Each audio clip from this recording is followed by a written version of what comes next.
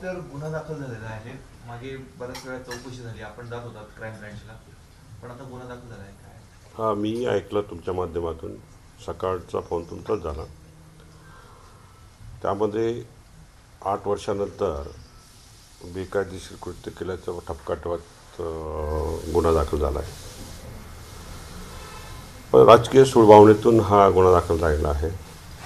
पोलिसांवरती प्रचंड प्रशासनाचा दबाव होता, शासनाचा दबाव होता. त्या दबावापोटी हा गुन्हा दाखल झालेला आहे. पण त्यामध्ये जे इतर पक्षाचे कार्यकर्ते होते त्यांच्यावरती पण गुन्हा दाखल झाला का, त्यामध्ये किती लोक होते, माझा एक 5-10 मिनटाचा रोल, मी गेलो समजा तिथं. पण ते 5-10 मिनटाच्या रोलमध्ये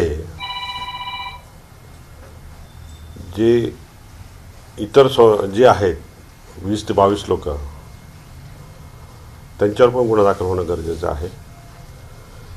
आम्ही केलं ते पाप आणि त्यांनी केलं ते पुण्य, अशा प्रकारची भावना शासनमध्ये काम करणाऱ्या सत्ताधारी पक्षाची आहे.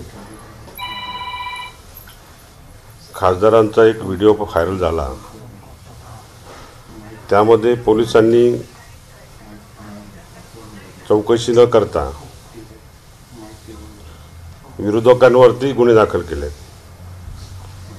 ज्यांनी पोस्ट व्हायरल केल्या त्यांच्यावरती गुन्हे दाखल करण्याचा षडयंत्र त्या ठिकाणी निर्माण केलं.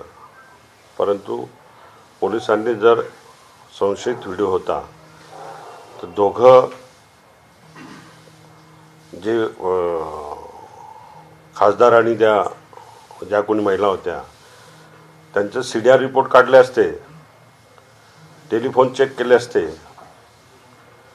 तर दूध का दूध पाणी का पाणी झालं असतं. म्हणजे विरोधकांना दाबण्याचा प्रयत्न हा निश्चितपणाने निंदनीय आहे. 8 वर्षानंतर केलेली कारवाई. पण राजकीय सूडभावनेतून हा गुन्हा दाखल झालेला आहे. पोलिसांवरती प्रचंड प्रशासनाचा दबाव होता, शासनाचा दबाव होता. त्या दबावापोटी हा गुन्हा दाखल झालेला आहे.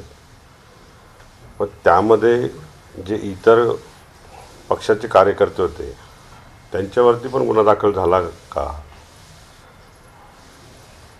त्यामध्ये किती लोक होते, माझा एक 5-10 मिनटाचा रोल, मी गेलो समजा तिथं.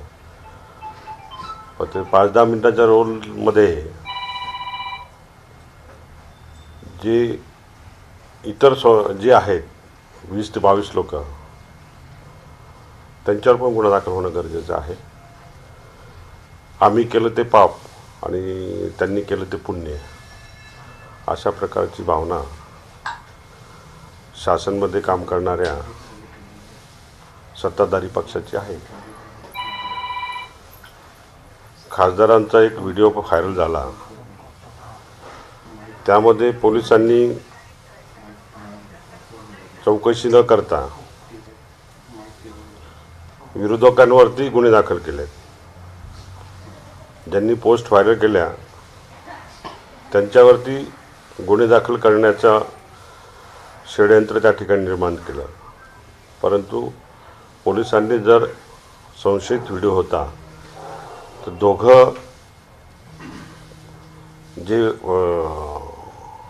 खासदार आणि ज्या कोणी महिला होत्या त्यांचे CDR रिपोर्ट काढले असते, टेलिफोन चेक केले असते,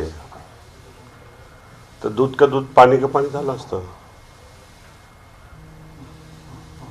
म्हणजे विरोधकांना दाबण्याचा प्रयत्न हा निश्चितपणाने निंदनीय आहे. 8 वर्षानंतर केलेली कारवाई ही निश्चितपणाने बेकायदेशीर आहे. तो न्यायालयीन लढा निश्चितपणाने देऊ आणि त्यातनं निश्चितपणाने सुखरूपपणे बाहेर पडू.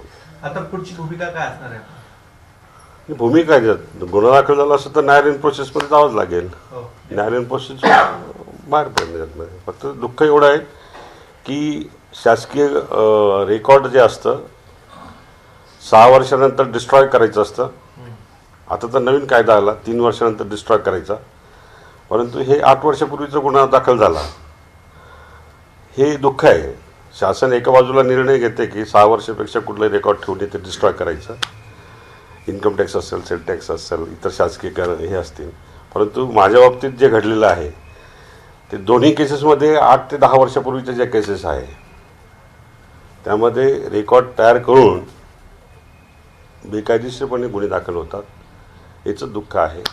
निश्चितपणे त्यामध्ये न्यायालयावरती विश्वास आहे. न्यायालयीन बाबीमध्ये आम्ही जिंकू. तर आपल्यावर दाखल झालेला गुन्हा म्हणजे विरोधकांचा आवाज दाबण्याचा प्रयत्न. या प्रकरणामध्ये ज्यांची नावं समोर आली आहेत त्या सर्वांची चौकशी होणं गरजेचं असल्याचं मत सुधाकर बडगुजर यांनी व्यक्त केले. परंतु आपण न्यायालयीन लढा देऊ आणि आपण निर्दोष मुक्त होऊ असा विश्वासही त्यांना आहे. एबीपी माझा, उघडा डोळे बघा नीट.